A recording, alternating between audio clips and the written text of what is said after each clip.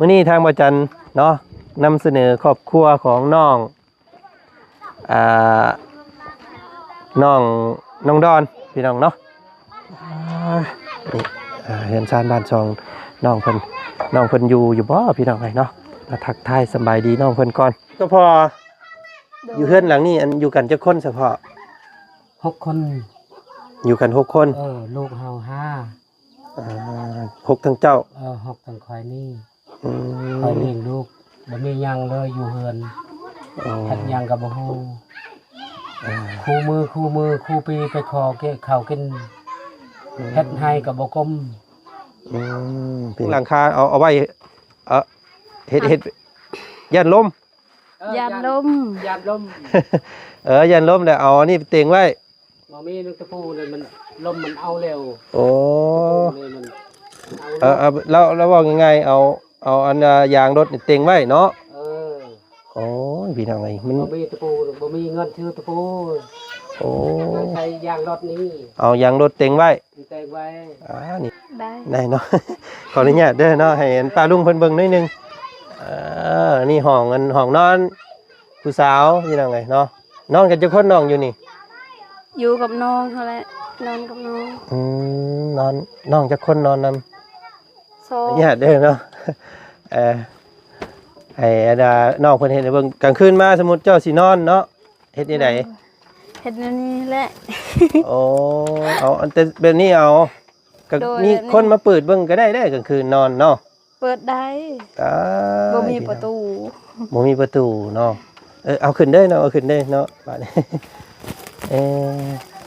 มันบ่หัวบ่ลูกมันบ่หัวบ่หัวนี่เนาะเอ้ยมันเป็นห้างค้าตินี่โอ้ยจะเฮือนน้องเพิ่นก็มีห้างค้าขายข้าวต้มขนมพี่น้องไงเนาะขายอันนี้น้ำมันบ่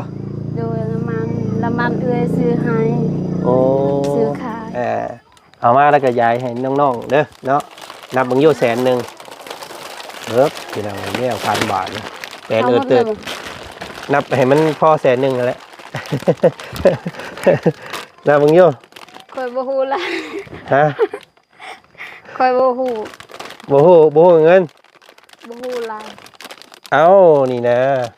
อันนี้จะขายถุงละ1,000 กีบบ่นี่อันนี้1,000แม่นบ่นับฮอดโอ้ยหลายเด้1 2 3ก็36เงินบ่ฮู้เงิน38 39แล้วก็20แม่นบ่39แล้วก็40เลย4045 41 42โอ้เอาบ่เป็นอีหลีเนาะ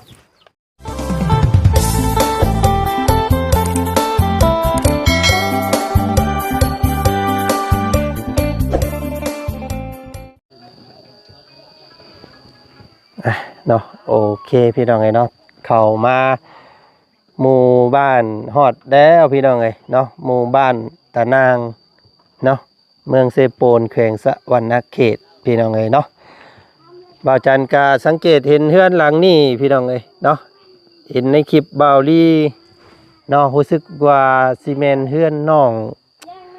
อีหยังเนาะพี่น้องไงน้องดอนเนาะน้องดอนพี่น้องไงที่บอดี้เพิ่นพาหาขึ้นภูมือก่อนนั่นแหละเนาะแล้วก็มี FC หลายคู่หลายคนก็บอกว่าโอ้ไป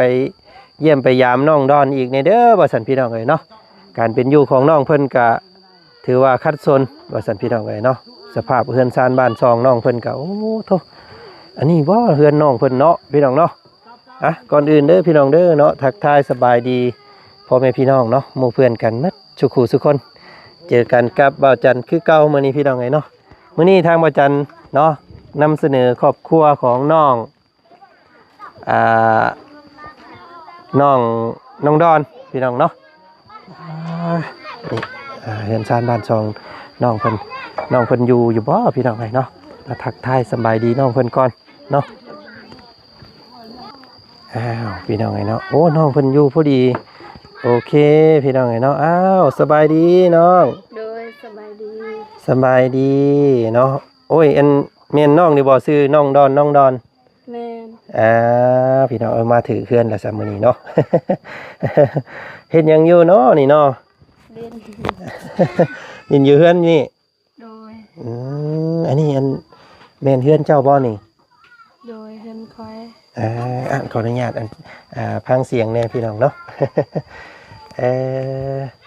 พี่น้องเอ้ยเนาะมาฮอดจอดถึงเฮือนน้องดอนเนาะเป็น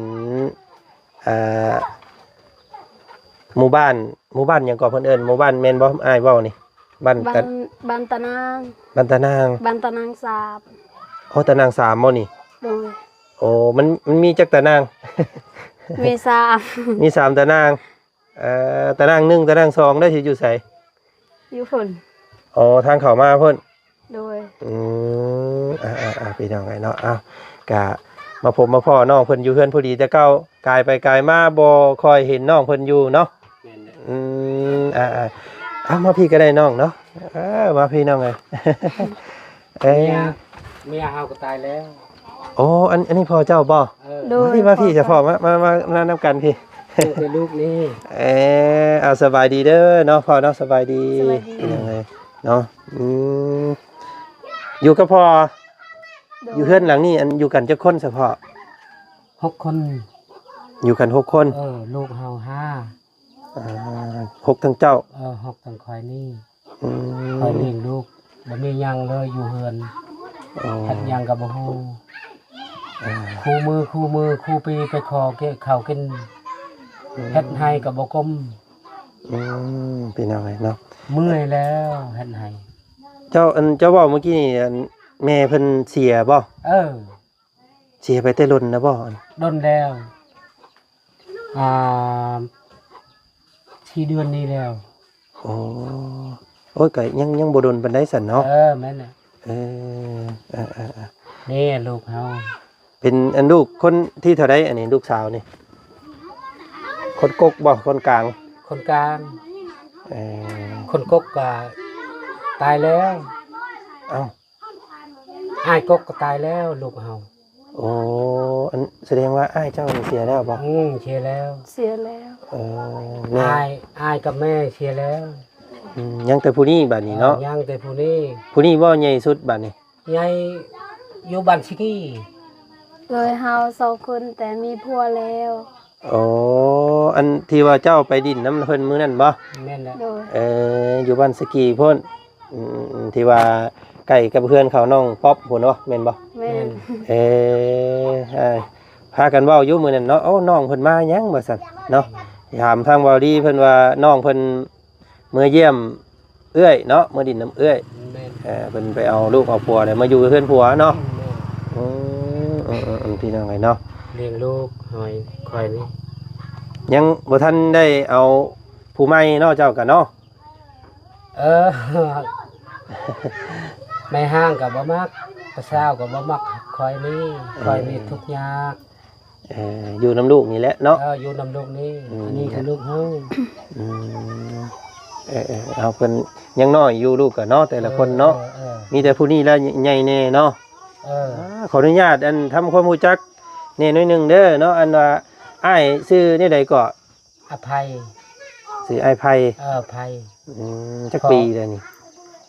อ้ายผู้งานอายุเฮาวันเดือนปีเกิดแต่972บวกลบคูณหารเอาเด้อเนาะน้องมันบวกลบบ่อยู่หั่นบวกเป็นบ่เป็นเพิ่นเข้าโรงเรียนอยู่บ่ลูกสาวนี่บ่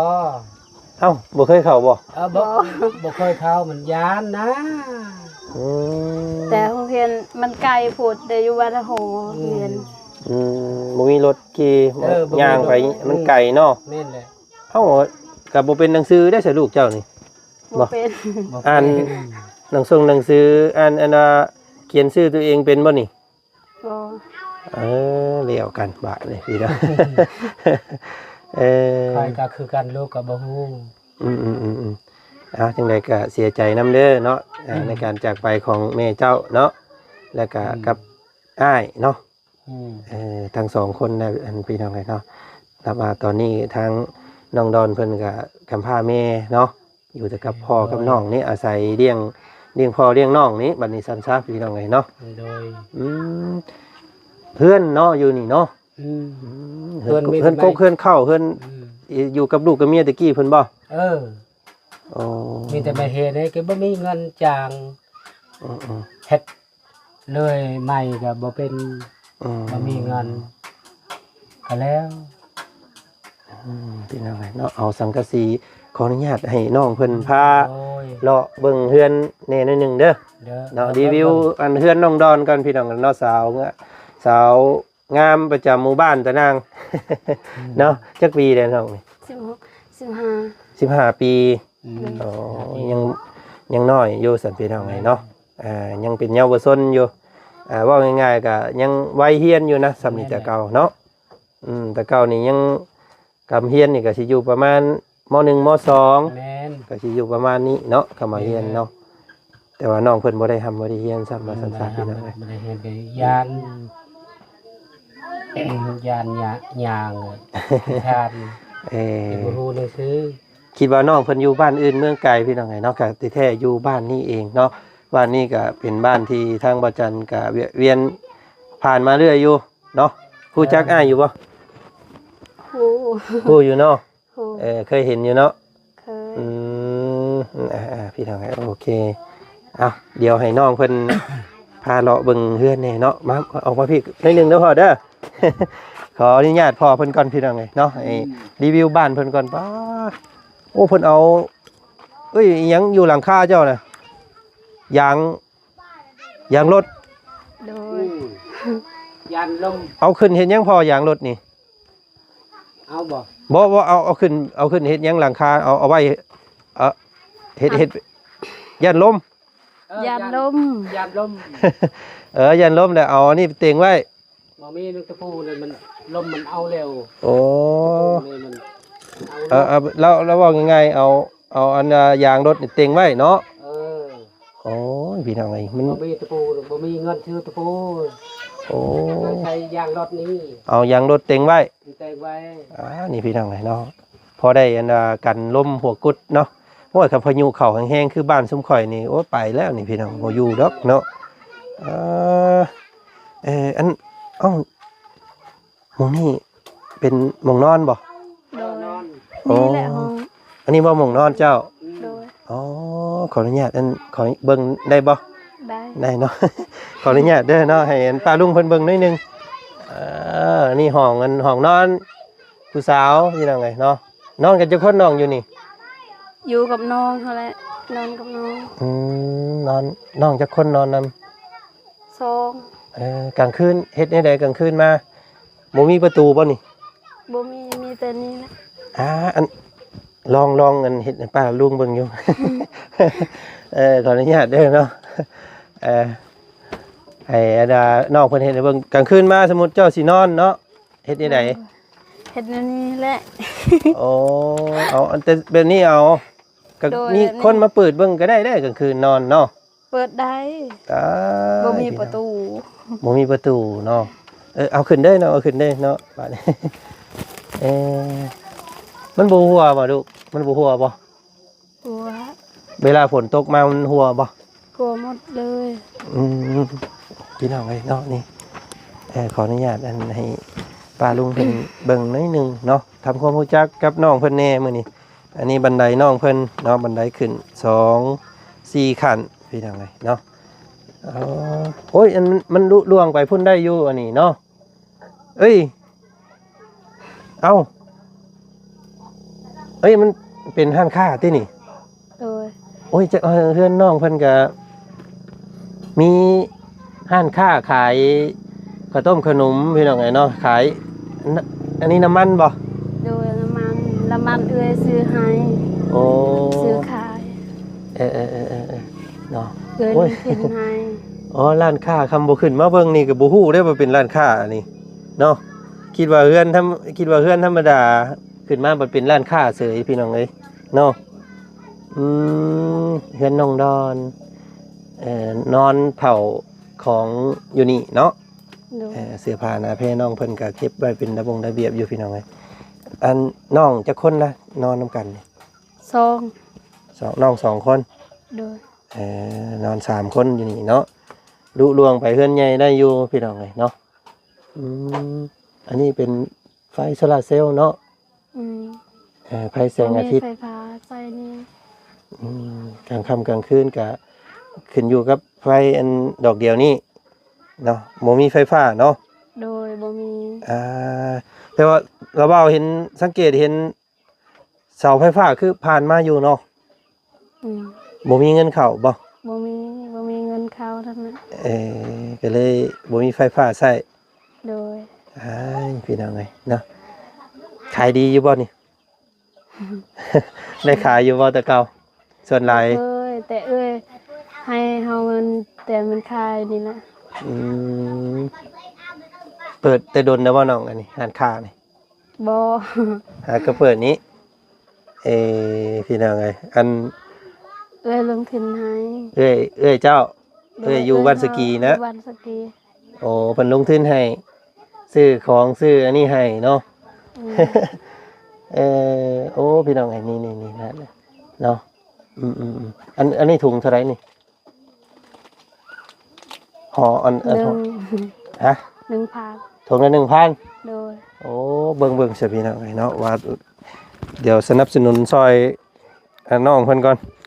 มีเงินพออยู่บ่เนาะคงเงิน 1,000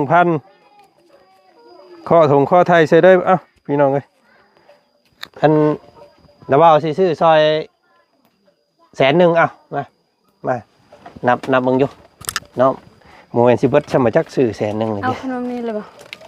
แม่นเอามาแล้วก็ยายให้น้องๆเด้อเนาะนับมึงอยู่100,000พี่น้องเอ้ย1,000 บาทนะแสนเติดนับให้มันพอ100,000นั่นแหละ นับมึงอยู่ ค่อยบ่ฮู้ละ ฮะ ค่อยบ่ฮู้ บ่ฮู้เงิน บ่ฮู้ลาย เอ้านี่นะอันนี้จะขายถุงละ1,000 กีบบ่ โดย นี่อันนี้1,000แม่นบ่นับฮอดอุ้ยหลายเด้1 2 3 4ฮอดอัน ลายก็ได้ ฮอด100พุ่นแล้วนับแล้วฮอด100 อัน 1 2 นับเป็นภาษาเจ้าก็ได้ 4 5 6 7 8 9 10 11 12 13 14 15 16 อ้าว16 17 18 19 20 21 22 23 24นะ25 26 27 28 29 30 31 32 33 33 บ่ได้เฮียนเนาะเจ้าเนาะ โดย เท่าไหร่กิน30ยัง34 30 จะนับเมื่อกี้นี่33 34 โดย34เลย 34อ้าวเนาะเอามาอีกเนาะยังบ่ฮอด100,000 โอ้ยทีเดียวกับปีค่าก็36 เงินบ่ฮู้เงิน38 39แล้วก็20แม่นบ่39แล้วก็40เลย40 45 41 42 42โอ้เอาบ่เป็นอีหลีเนาะ บ่เป็น โอ้แล้วเป็นไม่ค่าโอ้บ่ฮู้เงินมันก็ลบทุนแล้วอันนี้เนาะ4242 43 45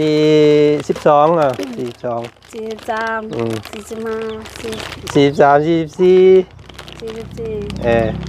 45 46 47 48 49 49ได้ไหมยังโอ้ย ก็บ่ฮู้ 49แล้วก็50เนาะ51 52 52กันนี่ โอเคเอามาอีกยังบ่ฮอด100,000เอามาเบิดน่ะโอเคเครื่องเติดขนมลาวบาทนี่พี่น้องเอ้ยเนาะ52 50 53 54 55 56 57 58 59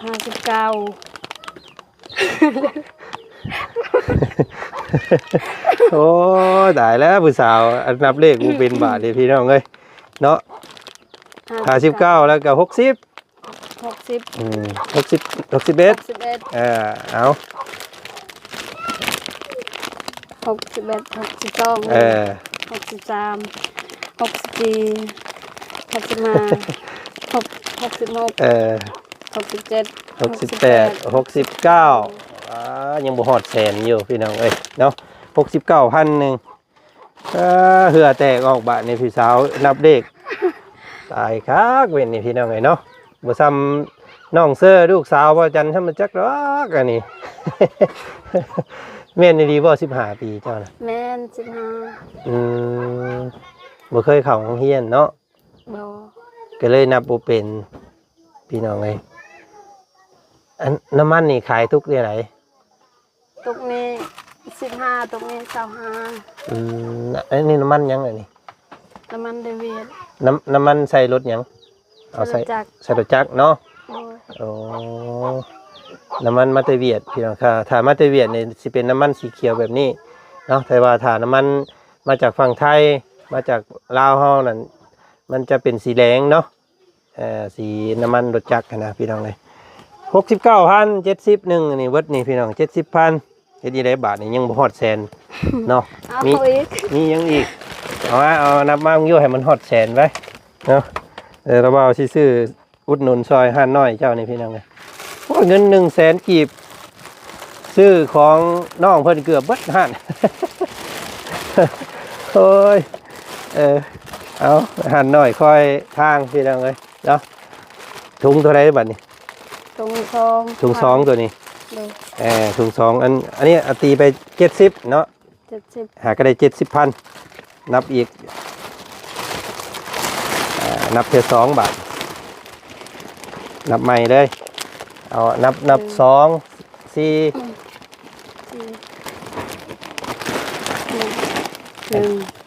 2 3 ใช้อันทุงเท่าไหร่เดี๋ยวแป๊บนึงทุงละ2อันนี้ละ2,000 เลย เจ้าก็ต้องนับ2 4 6 8 10นี่12นี่ได้12,000แล้วเอาอีก12 13 14นับเทื่อ2ได้14 16 8 20 2222นับอีกให้มันฮอด30 22 24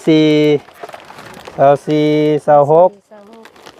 28 30เอาออกตัวนี้เอาไว้คือเก่าตัวนี้นี่ครบ1นี่ โอ้ยอย่ากลัวเลยพี่น้องเลยเนาะ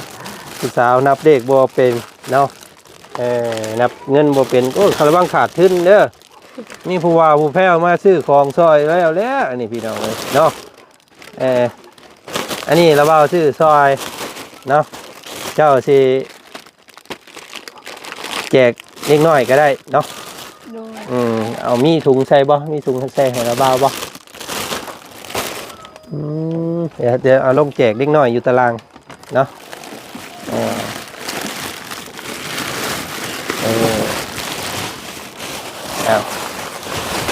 อันนี้เราเบ้าที่เอาอันนี้อันบ่ใส่กระยาอันนี้เจ้าเอาลงแจกเล็กน้อยอยู่ตารางรถเนาะเอิ้นเล็กน้อยมาเด้อเราอันนี้เราเอาซ้ำนี่พ่อเนาะเอาอันนี้100,000นะขอบใจ อันนี้ค่าอันนั้นเจ้าเด้อค่าของเด้อเนาะนี่พี่น้องเอ้ยเนาะ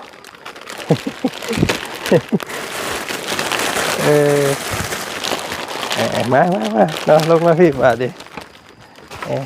โอ้ยใส่ส่งนะครับใส่ส่งก่อนเด้อ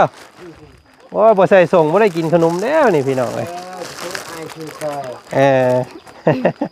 ซื้อซอยน้องเพิ่น100,000กีบเนาะอย่าให้น้องเพิ่นเลยไปเนาะระเบาถ่ายบ่ได้ถ่ายเด็กน้อยบ่ได้ สมาเอาละอยู่จะเอาเอ็นเอาสมาเอา คนละถุง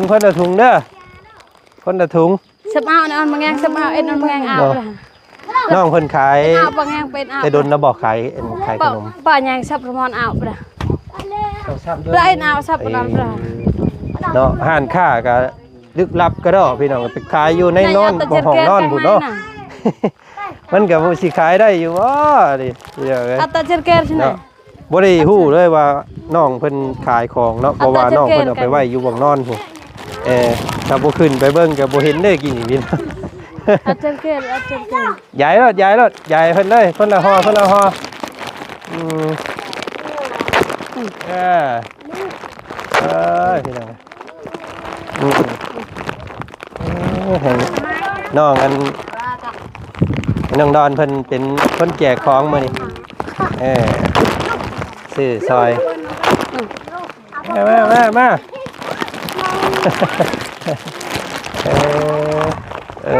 บ่หลายปานใดเนาะบ้านเจ้าเนาะคนบ่หลาย Lah cho con phải ngay. Ok, giảiให้เบิดเลย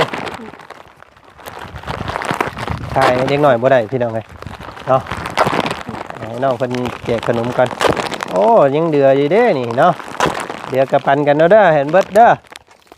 Này vậy. Ngomong yang. พี่น้องเอ้ยเนาะกะนี่เป็นน้อง Này อา vậy. ยุ15 ปีเนาะ Con ta có ít cây nè. แม้แต่กระทั่งนับเลขพี่น้องเอ้ย Ít nghe. น้องเพิ่นเนาะ Này nè. Đây nè.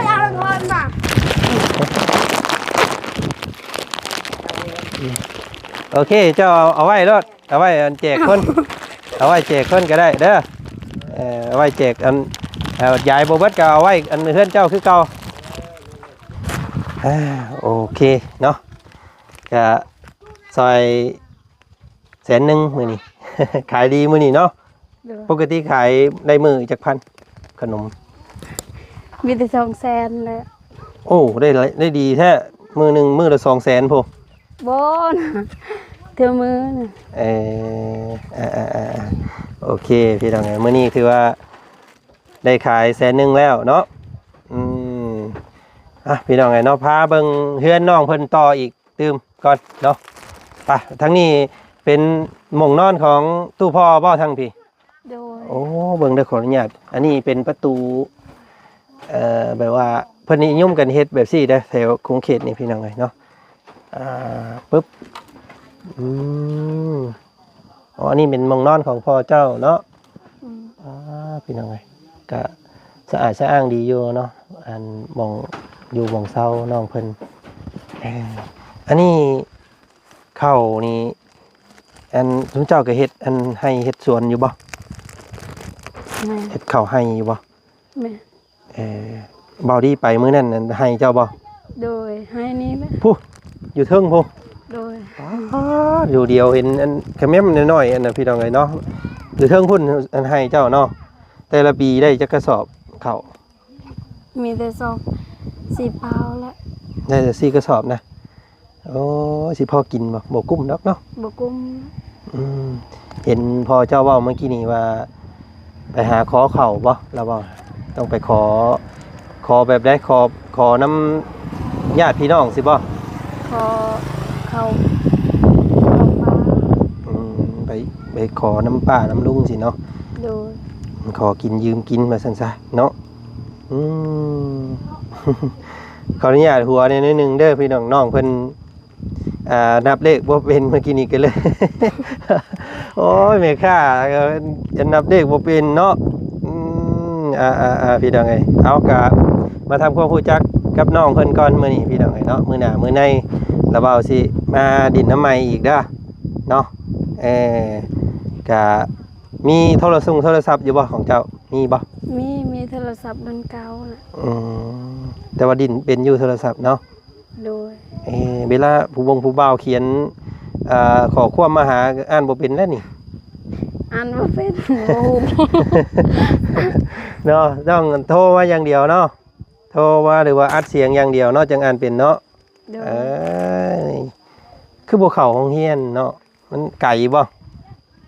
ใกล้แต่อยู่บ้านฮอแหละมีโรงเรียนอยู่นี่บ่มี อยู่บ้านเจ้านี่บ่มีเนาะห้องเรียนเนาะ บ่มีเลย จังพอแล้วสิพี่น้องจังพอน้องเพิ่นจังบ่เป็นหนังสือเนาะส่วนหลายคนแถวนี้บ่ค่อยเป็นหนังสือเนาะ15 ปีพี่น้องน้องดอนเนาะนามสกุลมีบ่แบบชื่อนามสกุลเจ้ามีบ่ดอนซื่อๆนี่ โด ดอนซื่อ ร้อนซื่อๆเอ้ยพี่น้องเอ้ยเนาะเอาโอเคเดี๋ยวอันแล้วเรามีข้าวมีเกลือมีมาม่าอยู่ในรถเนาะเดี๋ยวเราเบาสิแบ่งให้เจ้าถุงหนึงพอได้อันมาสู่น้องกินเด้อเนาะ ๆโดย อันนี้คือเพื่อนของน้องดอนเด้อพี่น้องเอ้ยเนาะสาวสิเอิ้นว่าน้องสาวพี่น้องเอ้ยเนาะน้องเพิ่นอายุ15ปีเนาะสาวบ้านป่าลึกพี่น้องเอ้ยเนาะอยู่ห่างไกลตัวเมืองบ่มีสัญญาณเนาะบ้านเจ้าเนาะ บ่มีเลยมีแต่ขึ้นทางภูและมีสัญญาณ อ๋อเวลาเจ้าอยากดินโทรศัพท์ก็ต้องแล่นขึ้นภูพู โดย เออตายแล้วพี่น้องเอ้ยเนาะกลางค่ำกลางคืนสมมุติว่าอยากดินโทรศัพท์ก็สิบ่ย่างขึ้นภูพุ่น เนาะเอาเนาะขอบใจหลายๆเด้อมื้อนี้เนาะ โดยขอบใจหลายๆเด้อทุกคน ขอบใจที่พาเบิ่งชมเฮือนเนาะมื้อนี้เนาะมื้อหน้ามื้อในสิมาเยี่ยมเจ้าใหม่อีกเด้อ โดย เนาะเฮือนน้องเพิ่นก็ถือว่าคัดสนได้พี่น้องเลยเนาะเพราะว่าผาก็ตามสภาพที่เห็นเนาะเห็นหม่องขายเครื่องน้องเพิ่นก็โอ้พี่น้องเอ้ยคือบ่มาห้อยขายอยู่หน้าบ้านเพิ่นคนก็บ่เห็นแล้วเนาะ ใครอยู่นี่ก็ได้แต่มันบ่ได้หลาย มันบ่ได้มันบ่มีหลายเนาะมาแคนอยู่พี่เบิดตอนแรกก็สิได้ฮุบเขาอีกเนาะเฮือนเรายังมันบ่เน้นบ่หนาเด้เป็นพี่น้องเอ้ยสมมุติว่ามาขายอยู่มาห้อยอยู่นี่กลางค่ำสักหน่อยก็ฮุบเขาพุ่นอีกมันอันนั้นเนาะอันนี้เด็กน้อยเพิ่นฮู้เลยเพิ่นมาหาเองเพิ่นเนาะเอาป้าไปเอาอันข้าวมาอันน่ะสู่กันกินครับพี่น้องเอ้ยเนาะแล้วเบามีข้าวได้ครบกันบ่เมื่อกี้ครบบ่ขนมครบอยู่เนาะ โดย โอเคเนาะโอเคอันนี้เป็นของฝากจากทางพอจรกับแม่เลยแม่เพชรเนาะมีข้าว5 โลแล้วก็เกลือมีเนาะเอาไว้สู่กันกินกับน้องเด้อ โดย เนาะเอาไว้น้ำมือเอาขอบใจพ่อเพิ่นเด้อ โดยขอบใจหลายๆทุกคนเลย เนาะเอาพี่น้องกันยินดีที่ได้พูดจักกันเด้อ โดย เอาท่านอ้ายไปป้าก่อนมื้อนี้เนาะพอกันใหม่อีกโอกาสหน้าเด้อ โดย สบายดีเนาะ โดยขอบใจหลายๆเด้อ โอเคพี่น้องเลยเนาะก็ทั้งเป็นน่าสงสารแล้วก็ทั้งอยากหัวเนี่ยพี่น้องเลยเมื่อกี้นี่เนาะเพราะว่าน้องเพิ่นบ่ค่อยได้เรียนเนาะบ่ได้เรียนได้แหละเนาะก็บ่ค่อยฮู้ตัวหนังสือแล้วก็บ่ค่อยฮู้นับเด็กก็ยังบ่จักว่าซั่นซะ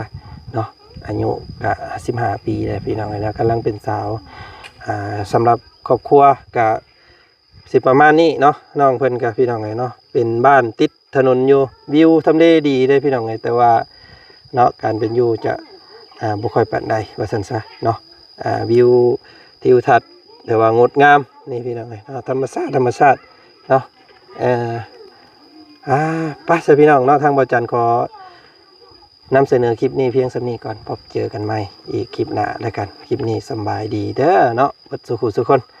ไปพี่น้องเนาะ